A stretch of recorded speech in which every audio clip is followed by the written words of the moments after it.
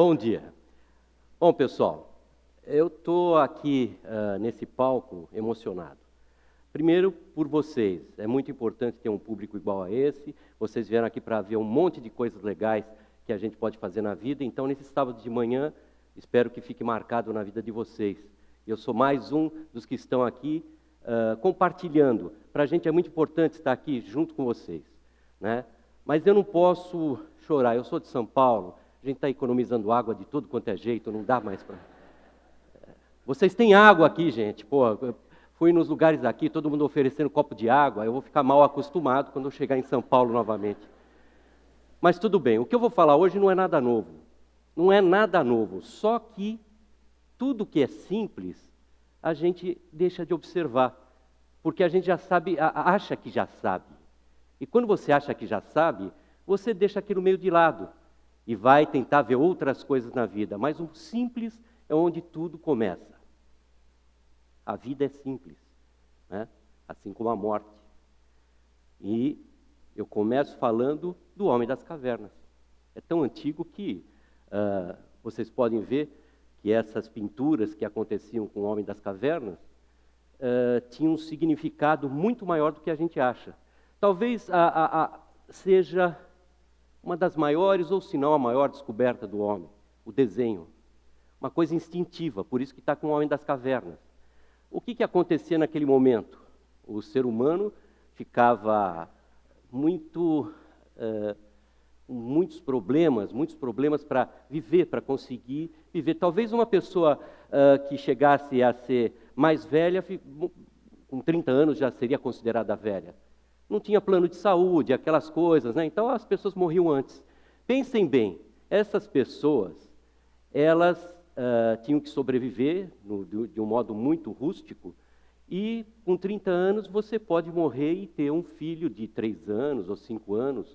Essas crianças, como que elas iam aprender as coisas da vida, como elas iam poder sobreviver? Porque os grupos, quando tinha uma criança que sobrava, morriam os pais e sobrava, eles geralmente deixavam meio de lado, que era mais uma boca para sustentar, e ainda não estava numa produção para conseguir o seu próprio sustento.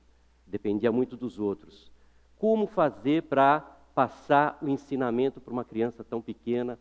Como fazer o ensinamento virar alguma coisa muito mais forte e que iniciasse todo esse processo para a gente chegar nos dias de hoje? É claro, história em quadrinhos.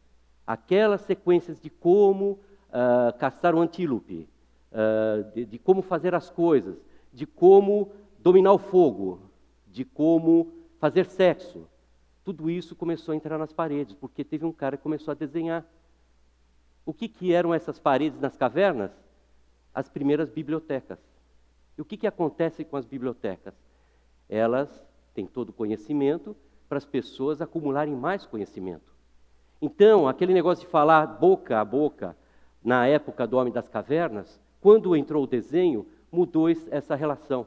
As pessoas começaram a absorver mais a partir de alguma coisa que já estava fixada. Quando fixa na parede, quando fixa no papel ou em qualquer lugar. E aí a humanidade começou a evoluir, ou involuir, alguns pensam. Mas começou a acumular conhecimento.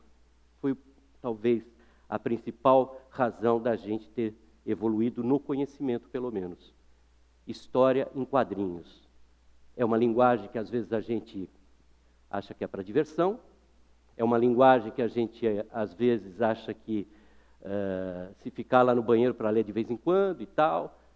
No entanto, não podemos jogar fora nada que seja tão simples e tão fácil de trabalhar como a gente pretende trabalhar na educação e na escola. A linguagem dos quadrinhos, ela é tão rica que as pessoas não percebem. Quando a gente está lendo uma história em quadrinhos, hoje em dia tanto pode ser no computador como pode ser impresso, mas o impresso é muito importante ainda, nós estamos interpretando aqueles personagens. Quem está dando a voz para aquele personagem é a gente. Quem está dando a entonação de como ele está falando é a gente. É uma interpretação teatral que acontece dentro da gente. A gente não percebe porque é natural. Agora, qual a diferença entre essa linguagem e a linguagem do cinema, televisão e tudo mais? É uma linguagem que respeita o time de cada um. Porque quando você está lendo e você gosta do desenho, você pode demorar um pouquinho mais. Se você quer ler rápido, você pode ler rápido. Isso de respeitar o time é essencial para você absorver ensinamento. Não é uma coisa que você vê lá um filme de 2 horas e se você não entendeu alguma coisa, passou. A não ser que você volte e veja novamente e tudo mais. Mas na história em quadrinhos você pode curtir, você pode trabalhar do jeito que você quiser a leitura.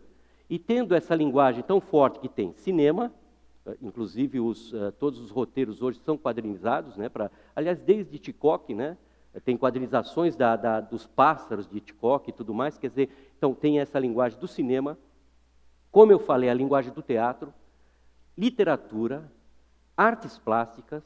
Hoje, desenho você pode fazer desde uma coisa simples até algo muito mais evoluído, né, em termos de artes plásticas. Então, você tem todas essas linguagens dentro de uma história em quadrinhos, até estilista, né? Você criar um personagem, você tem que criar a roupa desse personagem. Então, para criar a roupa desse personagem, você, por exemplo, um super-herói, porque aquela roupa toda colada no corpo, né? Inclusive com a cueca por fora, isso é o que eu não entendo, né? Mas aquela roupa toda colada no corpo é porque ele luta, então ele tem uma tecnologia da roupa. E hoje em dia, quem assiste aos desfiles que existem aí dos grandes estilistas e tudo mais, parece que tiraram de uma história em quadrinhos aquelas roupas, né? Cá entre nós, então, alguém que faz uma história em quadrinhos, ele tem essa coisa do design também, quer dizer, história em quadrinhos é base para você levar todos aqueles alunos para várias outras profissões.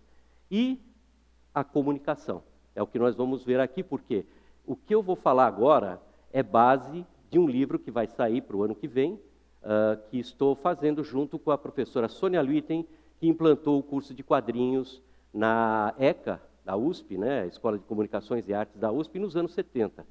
Né, e ela estudou vários lugares no mundo e tudo mais, e a gente está tentando fazer uma fórmula de como as crianças podem apreender mais qualquer assunto dentro de uma sala de aula através dos quadrinhos. Mas uma coisa importante, que passa em branco para a gente.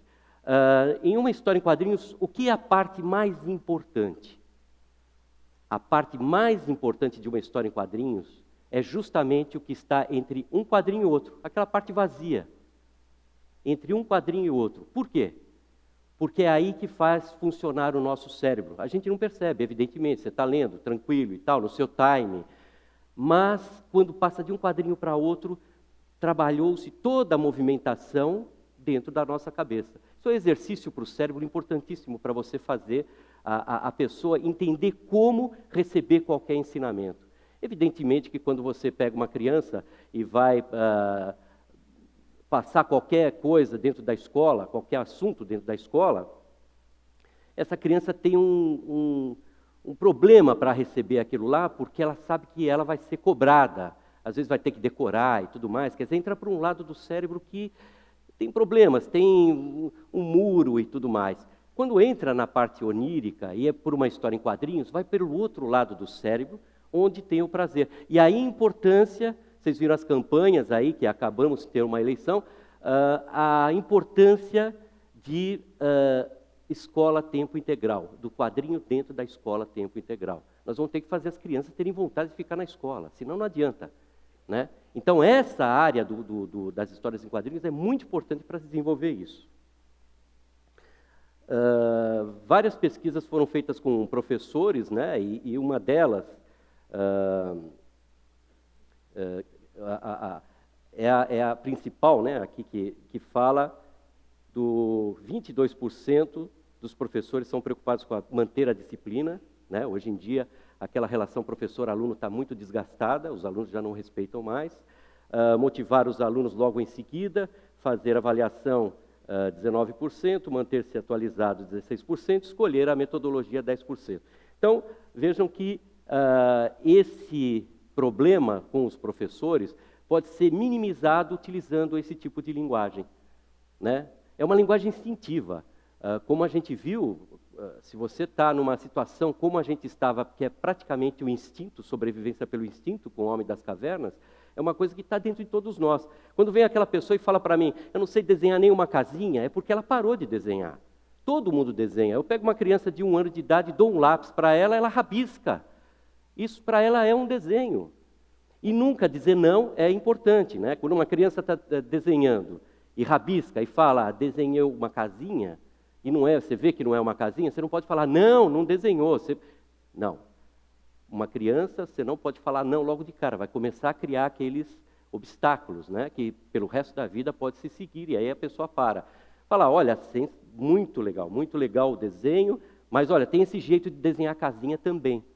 Né? O ensinamento tem que fazer essas coisas. A gente fala muito não para quem está querendo entender alguma coisa. Esse é um dos grandes problemas, dos graves problemas. Né?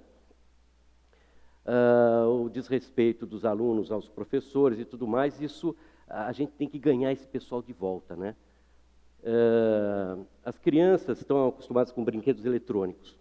Acho cada vez mais chato ir para a escola. Esse negócio de brinquedos eletrônicos é o seguinte: qualquer criança gosta de brincar. Se você mostrar uma brincadeira para essa criança, que seja alguma coisa que realmente ela vá se divertir, não importa o que seja, pode ser eletrônico ou não. Eu vou dar um exemplo. Quadrinhos ou mangá lá no Japão é tão forte quanto televisão. Veja bem, Japão é um dos países onde mais tem equipamento eletrônico no mundo. Como é então que algumas revistas lá tenham 2 milhões de exemplares por semana? Como explicar que lá no Japão, o jornal Asahi Shimbun é um jornal importante lá do país, e o outro Yomiuri Shimbun. Shimbun quer dizer jornal. Esses 2 jornais, cada um deles tem 10 milhões de exemplares dia. Eles têm algum lugar que eles fabricam papel lá no Japão? Eles não têm nem lugar para fabricar papel, custa caro. Então há uma reciclagem, por isso que tudo é feito com papel jornal e tudo mais, há uma reciclagem, mas é muito importante, vocês vejam só, essa coisa de falar que a criança está abandonando a leitura para ir para o eletrônico é uma falácia. É uma falácia. Por isso que a gente tem problemas na educação, porque a gente joga fora coisas que são muito simples. Talvez o problema seja o seguinte: para você implantar quadrinho na sala de aula, basta papel e lápis, coisa que já tem numa escola. E basta você passar alguns ensinamentos para os professores aplicarem isso na sala de aula. Quer dizer, custo zero? Esse é um problema? É um problema. Às vezes, é preciso gastar dinheiro por causa de injunções corruptivas e tudo mais para se fazer alguma coisa. Enquanto que a gente pode aplicar alguma coisa simples desse jeito, um lápis e papel. No meio de uma selva amazônica ou qualquer lugar, não tem desculpa nenhuma. A criança gosta de desenhar. Quando ela está desenhando, ela está criando um mundo.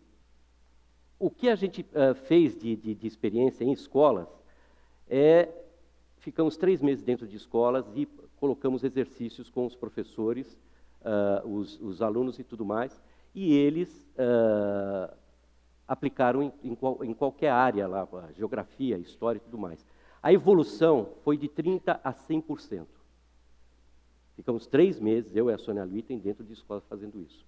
Portanto, é algo que a gente tem que aplicar já e imediatamente dentro das escolas. Vai melhorar muito o ensino, vai melhorar muito a relação professor-aluno.